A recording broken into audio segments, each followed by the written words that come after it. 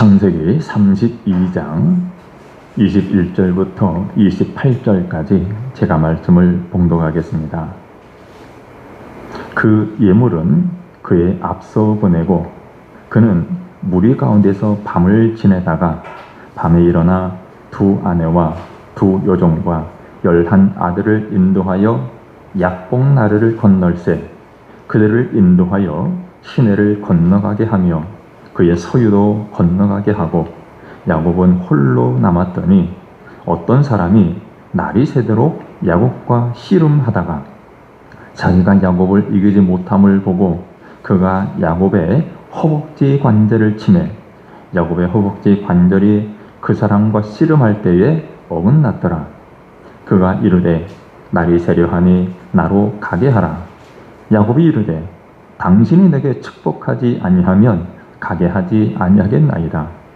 그 사람이 그에게 이르되 내 이름이 무엇이냐? 그가 이르되 야곱이니이다. 그가 이르되 내 이름을 다시는 야곱이라 부를 것이 아니요 이스라엘이라 부를 것이니 이는 내가 하나님과 및 사람들과 겨루어 이겼음이니라. 아멘. 요즘 우리 사회는 참 빠르게 변하고 있습니다. 겉으로는 경제도 발전하고 생활도 나아진 것 같지만 사람들의 마음은 점점 더 불안해하고 조급해하고 있습니다. 누구나 더 좋은 자리 그리고 더 나은 삶을 꿈꾸지만 그 과정에서 수단과 방법을 가리지 않으려는 모습도 자주 보게 됩니다. 남들보다 앞서가야 한다. 나는 꼭 성공해야 된다. 이런 조급함이 우리 마음속 깊은 곳에 자리 잡고 있습니다. 그런데 이런 현실은 마치 성경 속의 야곱의 이야기와도 많이 닮아 있습니다. 이 시간에 야곱의 삶을 통해서 하나님의 사람들은 어떻게 변화되는지를 살펴보고 함께 은혜를 나누도록 하겠습니다. 자, 창세기 25장에 보면 이삭의 아내 리브가가 쌍둥이를 임신하게 되었습니다. 그런데 뱃속에서부터 두 아이가 싸웁니다. 두 아이가 뱃속에 싸우는 것을 느끼고 리브가가 이렇게 괴로워서 내가 어떻게 견디겠는가 하면서 하나님께 묻습니다. 그때 하나님이 리브가에게 말씀하십니다. 두 국민이 내 태중에 있구나. 큰 자가 어린 자를 섬기리라 라고 말씀하세요. 큰 자가 어린 자를 섬기리라. 그리고 쌍둥이가 태어났습니다. 먼저 태어난 아들은 에서, 그 뒤를 따라 나온 둘째가 야곱입니다. 자, 이 에서와 야곱, 성경은 이렇게 말합니다. 25장 26절에 보면 후에 나온 아우는 그 손으로 에서의 발꿈치를 잡았으므로 그 이름을 야곱이라 하였으며 라고 말합니다. 동생, 그의 이름을 야곱이라 했습니다. 야곱이라는 이름의 뜻은 발꿈치를 잡은 자라는 말입니다. 발꿈치를 잡은 자. 또 다른 의미로는 속이는 자, 또 꾀를 부리는 자 이런 뜻입니다. 여러분, 이 야곱이라는 이름처럼 야곱은 태어날 때부터 욕심이 많았습니다. 태어날 때부터 욕심이 많았어요. 우리가 잘 아는 사건이 있습니다. 어느 날 형 에서는 들에서 사냥을 하고 돌아와서 몹시 배가 고팠습니다. 당시 에서와 야곱은 아직 젊은 청년이었습니다. 학자들은 이 사건이 그들이 약 15세 전후였을 때 일어난 사건으로 추정합니다. 15살 전후의 젊은 청년들이 야곱은 붉은 죽을 끓이고 있었고 배고픈 에서는 사냥하고 돌아와서 그 배고픔 때문에 죽을 달라고 야곱에게 요청을 하죠. 그때 야곱이 이렇게 말합니다. 형의 장자의 명분을 오늘 내게 팔아라 그래요. 에서가 대답합니다. 내가 죽게 되었으니 장자의 명분이 내게 무슨 유익이 있느냐. 그러자 야곱은 그 자리에서 형의 장자의 권리를 사버립니다. 그리고 팥죽 한 그릇을 지면서 그것을 증거로 삼습니다. 여러분, 표면적으로 보면 형 에서가 얼마나 경솔했습니까? 매우 경솔했습니다. 한 끼 식사에 자신의 장자권을 내어준 것입니다. 하지만 이 장면에서 우리는 야곱의 내면에 자리 잡은 뚜렷한 집착을 볼 수 있습니다. 무엇입니까? 내가 복을 받아야 한다. 내가 앞서야 한다. 이런 욕심이 그 어린 시절부터 그를 움직였던 것입니다. 그리고 이 욕심은 단순한 소망이 아니라 상대의 약한 틈을 노려서라도 얻고자 하는 야곱의 성향을 잘 드러냅니다. 어떻게든 내가 차지해야 되겠다는 거죠. 형의 배고픔을 기회 삼아서 장자의 권리를 거래한 야곱. 그는 이렇게 복을 받기 위해서라면 수단도 가리지 않았던 사람이었습니다. 또 창세기 27장에 보면 어머니 리브가는 남편 이삭이 장자 에서를 축복하려는 것을 알게 됩니다. 그러자 리브가는 야곱을 더 아끼고 사랑했기에 그를 불러 말합니다. 내 아들아, 네 아버지가 형 에서를 불러서 축복하려고 하니 내가 너에게 시키는 대로 해라. 내가 별미를 만들어서 줄 테니 네가 그 음식 가지고 들어가서 아버지를 속이고 축복을 받아라 라고 말해요. 그리고는 야곱에게 형의 옷, 에서의 옷을 입히고 또 염소 새끼의 가죽을 손과 목에 입혀서 마치 에서처럼 가장하게 합니다. 야곱은 그렇게 꾸며진 채로 눈이 어두운 아버지 이삭 앞으로 나아갑니다. 이때 눈이 어두운 이삭은 그 야곱을 이삭으로 알고 에서로 알고 장자의 축복을 그에게 줍니다. 어떤 축복입니까? 27장 29절에 이렇게 말씀합니다.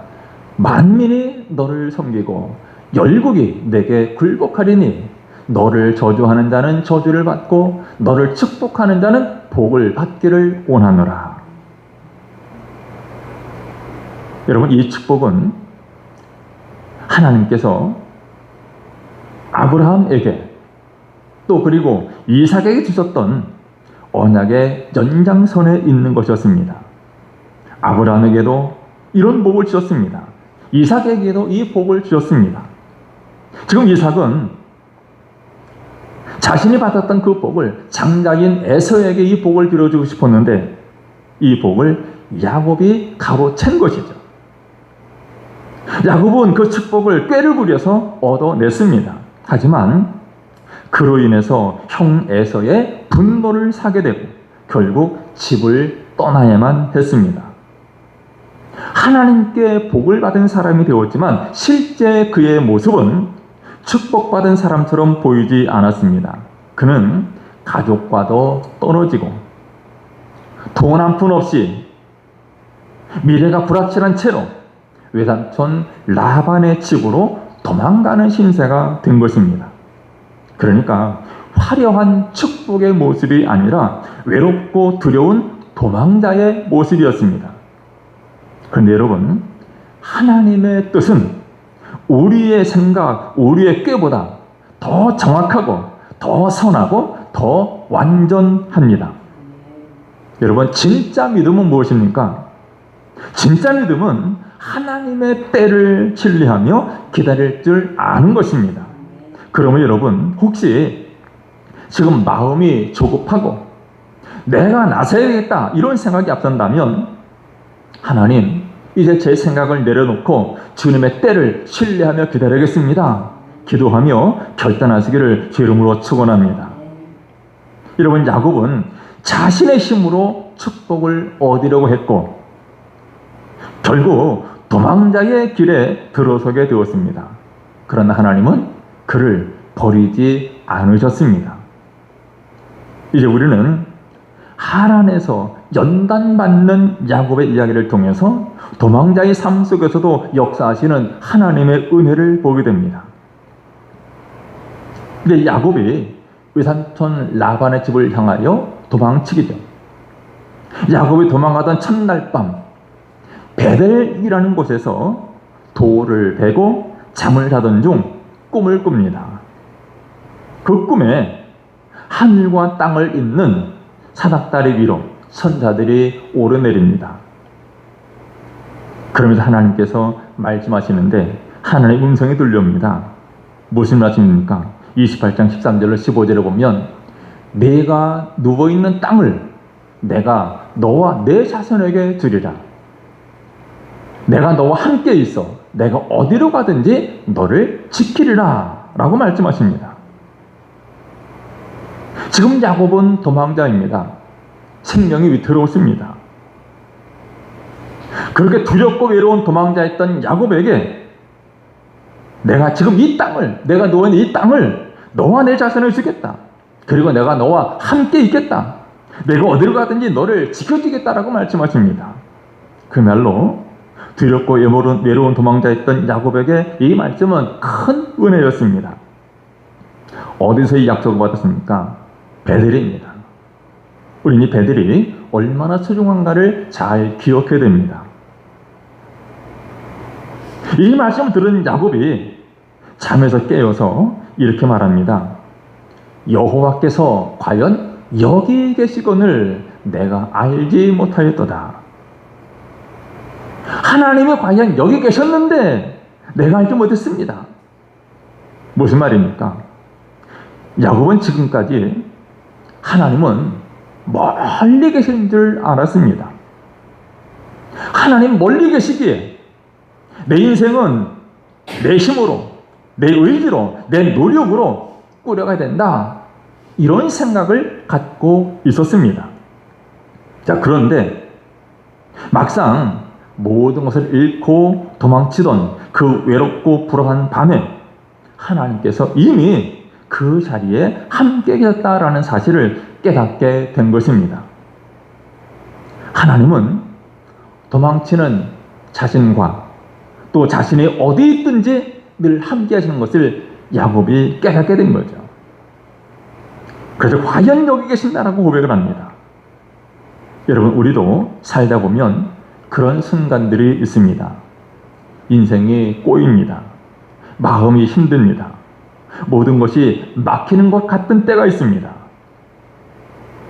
그러면 하나님이 나를 버리신 것처럼, 하나님이 나를 떠나신 것처럼 느껴질 때가 있습니다. 그러나 하나님은 우리가 잘 나갈 때만 아니라 우리가 넘어지고 지칠 때도 여전히 함께 하십니다.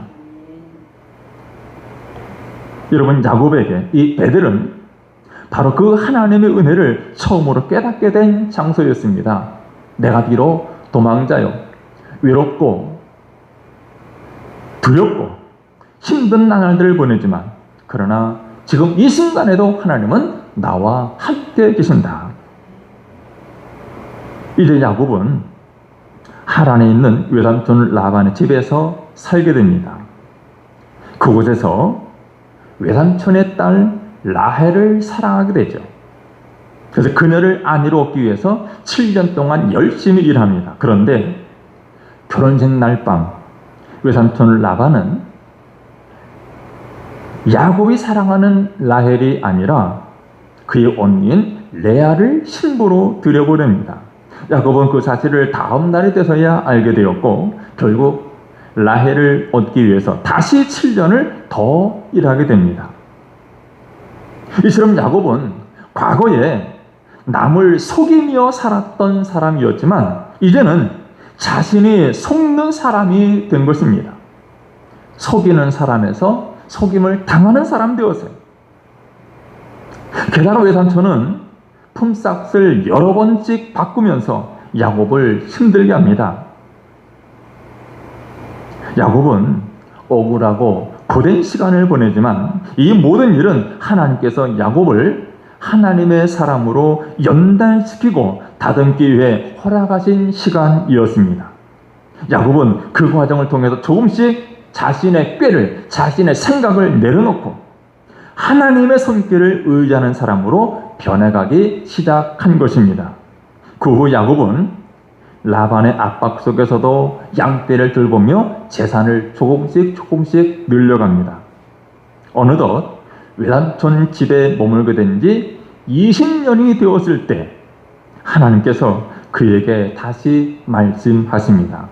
뭐라고 하셨습니까? 31장 3절에 내 조상의 땅, 내 족속에게로 돌아가라. 내가 너와 함께 있으리라. 돌아가라고 말씀하십니다. 여러분, 지금 이 시점은 야곱이 가족도 생기고 재산도 많아졌지만 여전히 라반과의 갈등과 압박 가운데 있었던 때이며 하나님은 그 시련 가운데서 이제 돌아가야 할 때가 되었음을 말씀하신 것입니다. 여러분, 하란은 야곱에게 참 억울하고 힘든 곳이었습니다. 그런데 속임도 당하고 수고한 만큼 보상도 받지 못했지만 바로 그곳에서 야곱의 삶이 바뀌기 시작했습니다. 그러니까 하란은 고생만 했던 땅이 아니라 야곱이 하나님께서 야곱을 연단하신 은혜의 땅이기도 했습니다. 여러분, 우리도 살다 보면 이런 하란 같은 시간을 보낼 때가 있습니다. 열심히 일했는데 인정받지 못하고, 진심을 다했는데 오해받고, 기도해도 금방 응답이 오지 않아서 지치는 시간들이 있습니다. 마치 하란과도 같은. 그러나 여러분, 하란은 끝이 아닙니다. 지금 혹시 여러분이 하란에 있다면 낙심하지 마시고 하나님의 손길을 신뢰하며 믿음으로 그 부르심을 따라 나아가시기를 주님의 이름으로 축원합니다. 자, 하란에서 연단받은 야곱은 이제 고향으로 돌아가야 했습니다. 고향으로 돌아가야 했어요. 그런데 그 길은 쉽지 않았습니다.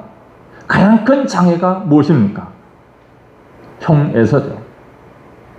형 에서와의 관계가 여전히 풀리지 않았기에 고향으로 돌아가는 길이 쉽지 않습니다. 겉으로 볼 때는 가족도 생겼고 재산도 늘었지만 그의 내면은 여전히 자신의 꾀에 의지하고 있었습니다. 바로 그 시점에서 하나님은 야곱을 결정적으로 깨뜨리십니다. 하나님께서 야곱을 깨뜨리셔요. 어떻게 깨뜨립니까? 이제 야곱은 20년 동안 외삼촌 라반의 집에서 머물며 가족도 이루고 재산도 많이 모았습니다. 이제 하나님의 말씀에 순종해서 고향으로 돌아가려고 했지만 마음 한편에는 큰 걱정이 있었습니다. 과거에 형 에서를 속이고 장자의 축복을 빼앗았던 일이 여전히 마음에 걸렸던 것입니다. 그런데 돌아가는 길목에서 소식이 들려옵니다. 어떤 소식입니까?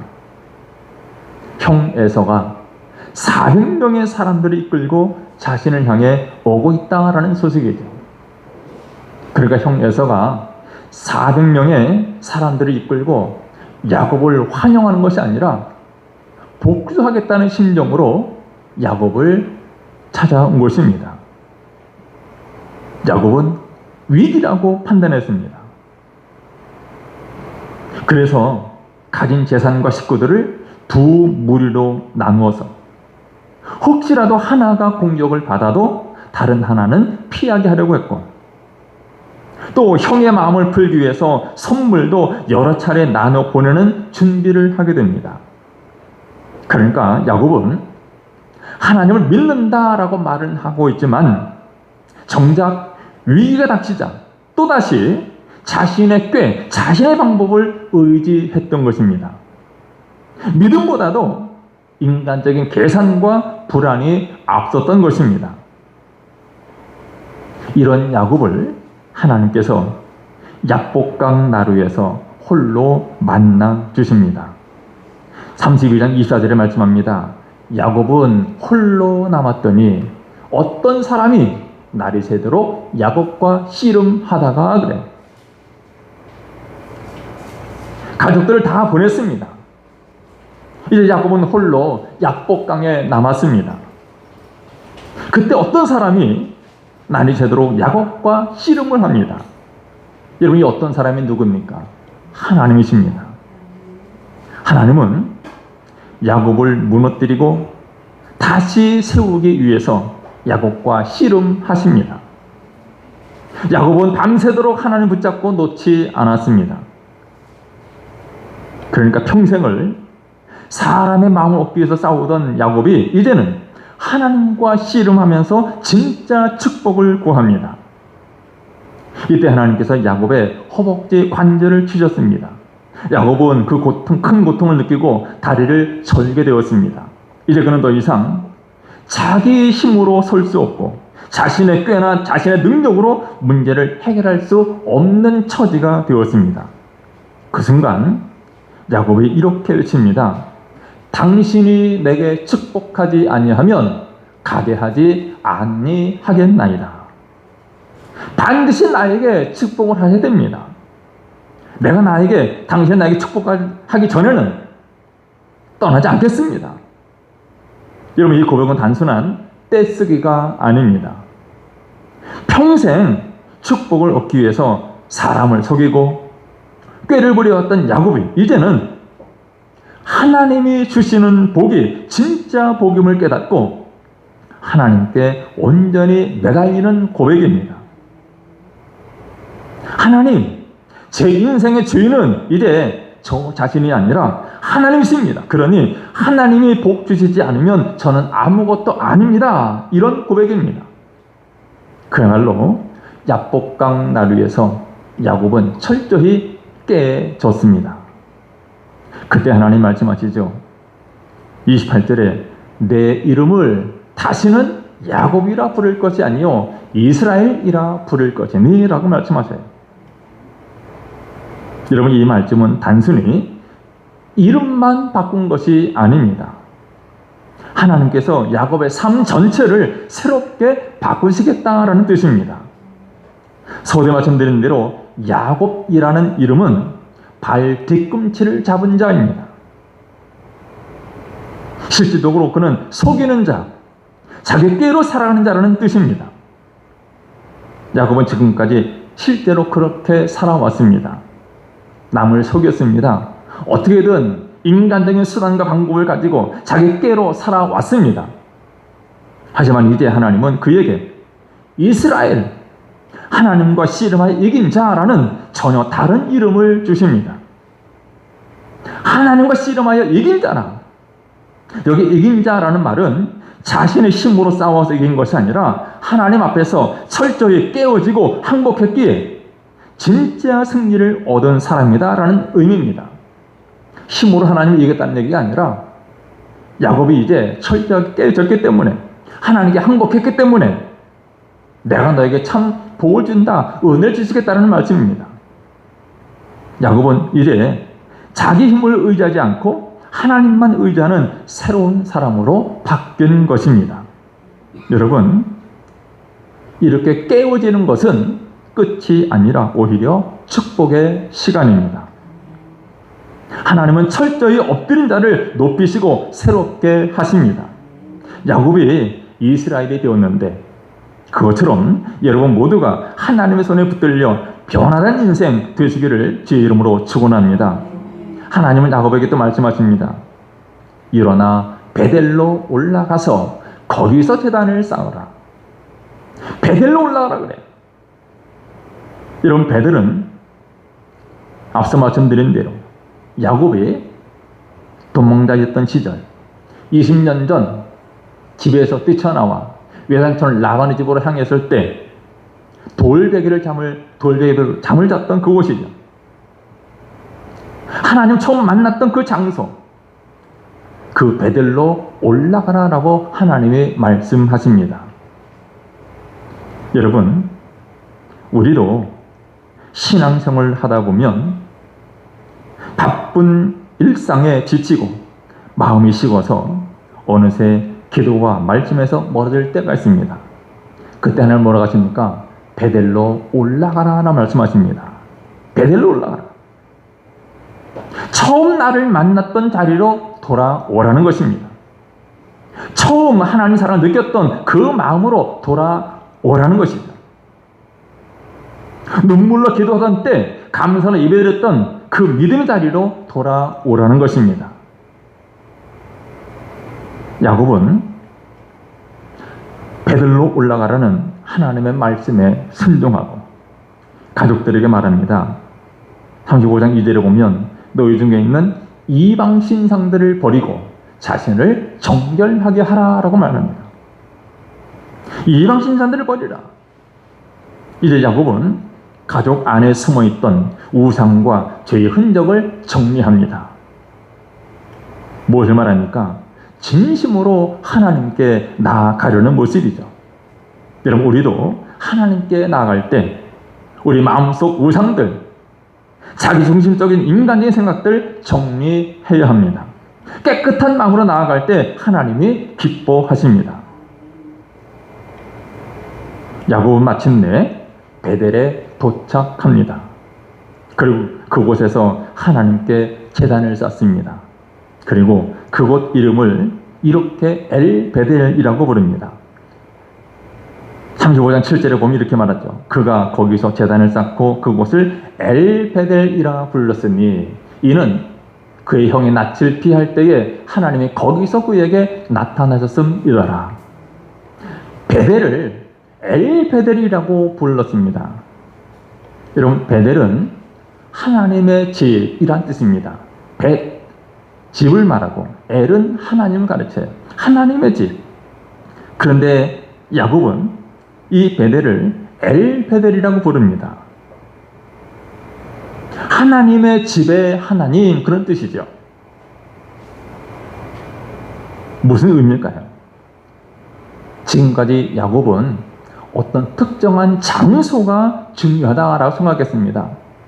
베델이라고 하는 그 장소가 매우 중요했었습니다.